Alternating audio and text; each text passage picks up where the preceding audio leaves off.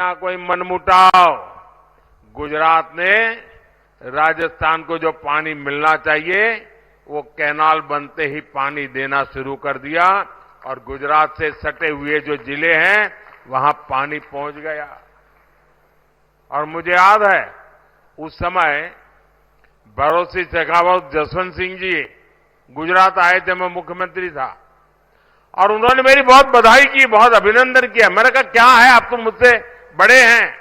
बोले जी पानी देना एक कितनी बड़ी बात होती है और आपने पानी पहुंचाया है, राजस्थान कभी भी आपको भूलेगा नहीं।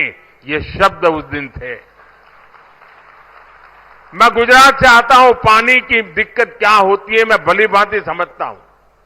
राजस्थान पानी की कैसी मुसीबतों से गुजरता है मैं भली भांति समझता हूं और इसलिए समस्या का समाधान खोजने के लिए कोई न कोई रास्ते खोजते रहते हैं। हम हाथ जोड़ करके बैठे नहीं रहते। साथियों, कांग्रेस ने पानी में पैसा कमाने का पाप किया, बीजेपी ने उसे सेवा, जिम्मेदारी और जवाबदेही का काम मान करके पूरा किया। आने वाले समय में राजस्थान के घर घर पानी पहुंचेगा, ये मोदी की गारंटी है।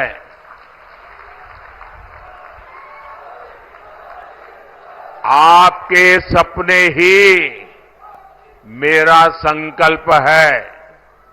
साथियों, आप लोग मुझे भली भांति जानते हैं। इतने साल हो गए, मेरी जिंदगी को भी करीबी से जानते हैं। आपने मैं कैसे काम कर रहा हूं सब देखा है। आप सब ये जानते हैं कि मोदी आराम करने के लिए पैदा नहीं हुआ है, न ही मोदी मौज करने के लिए पैदा हुआ है। मोदी मेहनत करता है क्योंकि मोदी के लक्ष्य बहुत बड़े हैं और ऐसे लक्ष्य जो सिर्फ और सिर्फ मेरे देशवासियों से जुड़े हैं, आप सबसे जुड़े हैं।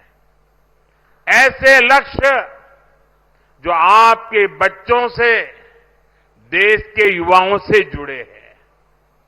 जबकि साथियों, कांग्रेस ऐसी पार्टी है जिसने युवाओं की नौकरी में भी लूट के मौके तलाशे हैं।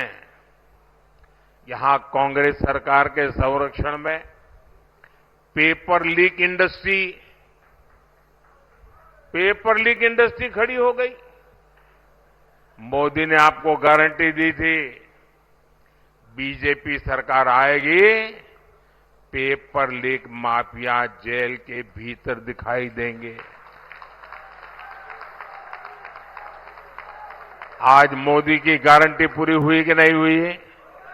मोदी की गारंटी पूरी हुई कि नहीं हुई?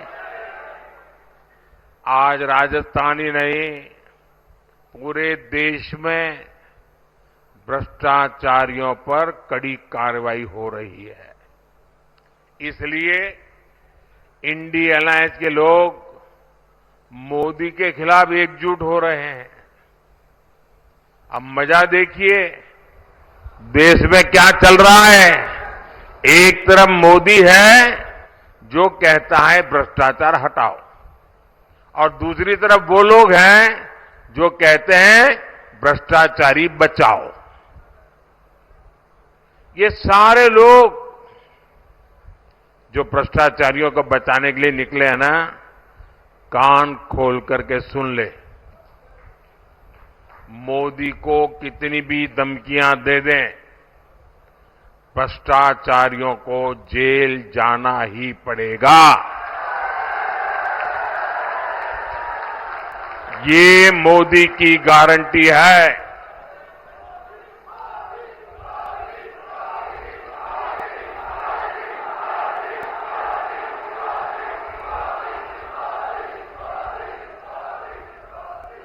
साथियों, 60 साल सत्ता संभालने वाली कांग्रेस के पापों की लिस्ट काफी लंबी है, लेकिन आज मैं राजस्थान की धरती से कांग्रेस का एक महापाप बताता हूं।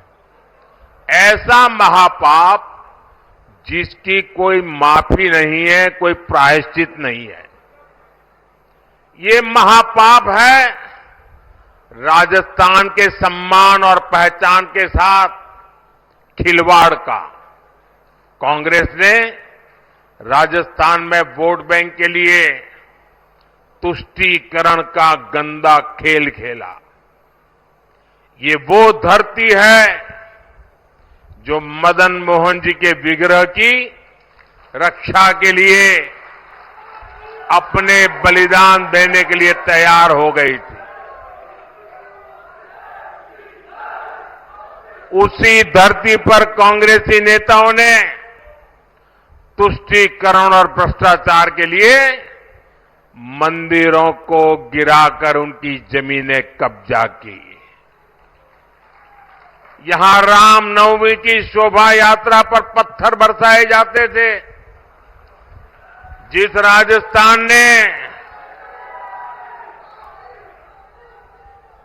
राजस्थान ने धौलपुर ने अयोध्या में 500 साल के इंतजार के बाद बन रहे भव्य राम मंदिर के लिए पत्थर भेजे। उसी राम मंदिर पर कांग्रेस पार्टी के नेता कैसी कैसी भाषा बोल रहे हैं।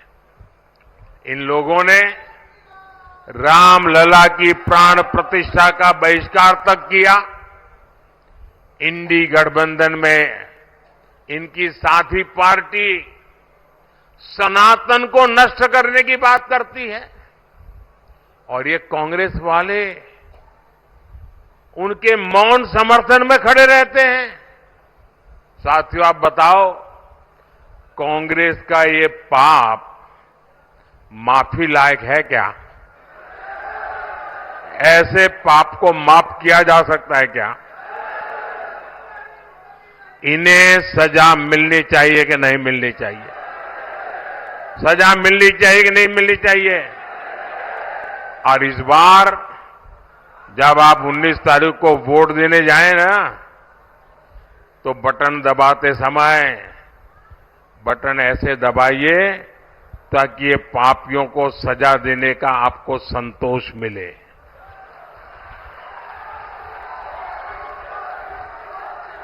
साथियों, आप कांग्रेस नेताओं के बयानों से इनके मंसूबों का अंदाज लगा सकते हैं। कांग्रेस के शहजादे विदेश में कहते हैं कि भारत कोई राष्ट्र नहीं है। देश सर्जिकल स्ट्राइक करता है तो ये सेना से सबूत मांगते हैं। सेना के शौर्य को कांग्रेस के शाहजादे खून की दलाली बोलते हैं।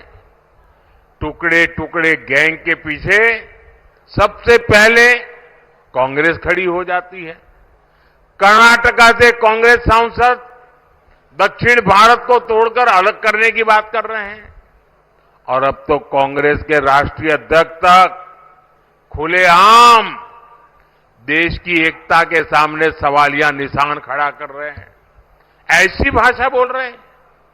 ये विदेश की धरती पर जाकर कश्मीर का राग आलापते हैं, लेकिन जब मैं राजस्थान में कश्मीर की बात करता हूं तो ये पूछते हैं, अगर कश्मीर से 370 हट गया तो राजस्थान का क्या वास्ता?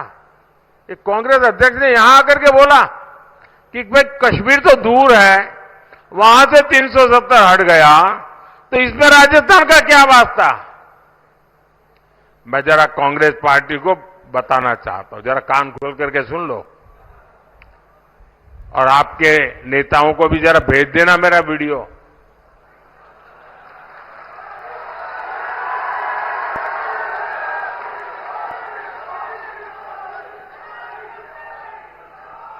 कांग्रेस के नेता समझ लें, राजस्थान का कश्मीर से क्या वास्ता है, ये जानना है तो राजस्थान के बलिदानी वीर शहीदों के घर जाकर के पूछो।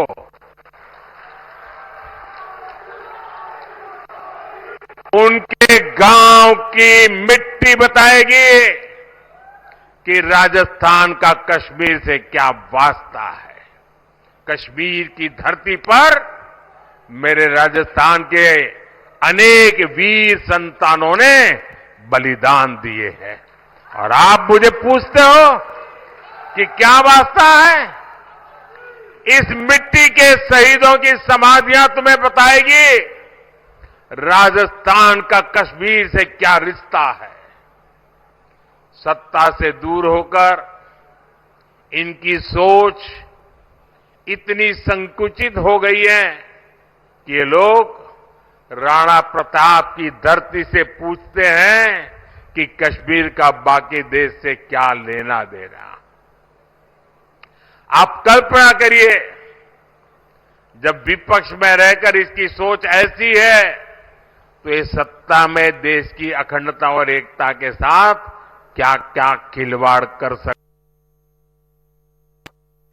ये यही कांग्रेस है जिसने भारत का एक द्वीप तमिलनाडु के पास कच्चा द्वीपो, एक टापू श्रीलंका को दे दिया था। इस देश विरोधी कुकृत्य को कांग्रेस बेशर्मी से जायज ठहरा रही है। कल ही कांग्रेस के एक बड़े नेता ने कहा है, कच्चा द्वीप जो द्वीप है, कच्चा द्वीपू, वो टापू है, क्या वहां कोई रहता है क्या? रहता नहीं तो क्या दे दे नहीं है क्या? फिर तो ये रेगिस्तान को तुम क्या कहोगे कल? यही कहोगे कोई रहता है क्या? क्या कोई देश की सेवा ऐसे होती है क्या? ये तरीका है क्या? ये है इनकी मानसिकता। इनके लिए देश का खाली हिस्सा सिर्फ जमीन का एक टुकड़ा है।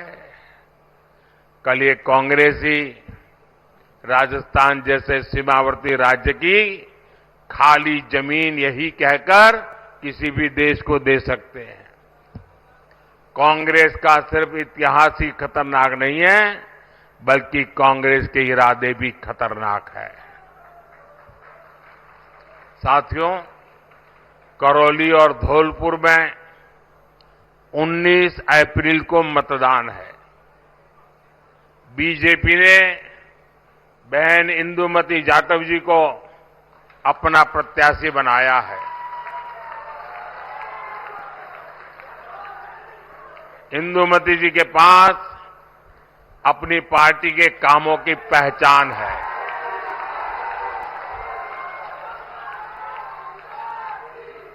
चंबल नदी पर बना पुल हो, दिल्ली मुंबई एक्सप्रेस वे हो, या अब धौलपुर से सरमथुरा तक बन रही ब्रॉडगेज रेल लाइन हो, बीजेपी ने इस क्षेत्र के विकास को नई पहचान दी है। इंदुमती जी करौली धौलपुर में विकास को और तेजी से आगे बढ़ाने के लिए आपकी प्रतिनिधि का काम करेगी और इसके लिए आपको 19 अप्रैल को गर्मी कितनी क्यों न हो, पहले मतदान फिर जलपान,